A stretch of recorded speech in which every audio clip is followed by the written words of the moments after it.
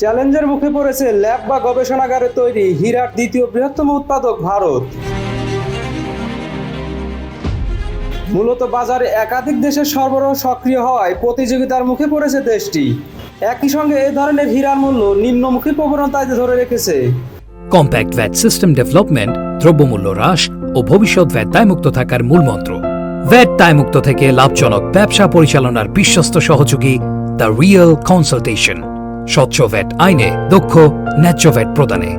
এ বিষয়ে বিশ্লেষক সংস্থা কেআরএস অ্যাডভাইজরির পরিচালক তানভীর শাহ বলেন, যদি ল্যাব হীরার মূল্য কমতে থাকে তবে এটি উৎপাদকদের লাভের উপর প্রভাব ফেলতে পারে।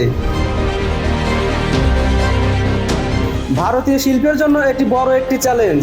এ ধরনের হীরার দাম কমার মূল কারণ অতিরিক্ত সরবরাহের সঙ্গে চাহিদার অসামঞ্জস্যতা। বিশ্বব্যাপী কৃত্রিম হীরার দাম উল্লেখযোগ্য কমে এসেছে। মার্চে শেষ হওয়া অর্থবছরে ক্যারেট প্রতি গড় মূল্য ছিল $198.22। সেখানে আগের অর্থবছরে প্রতি ক্যারেট গড়ে $355.51 বিক্রি হয়েছে।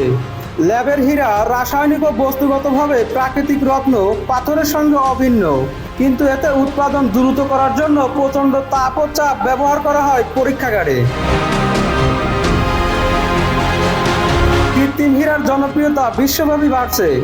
এর প্রধান কারণ প্রাকৃতিক হীরার চেয়ে এর মূল্য 1/10 কম।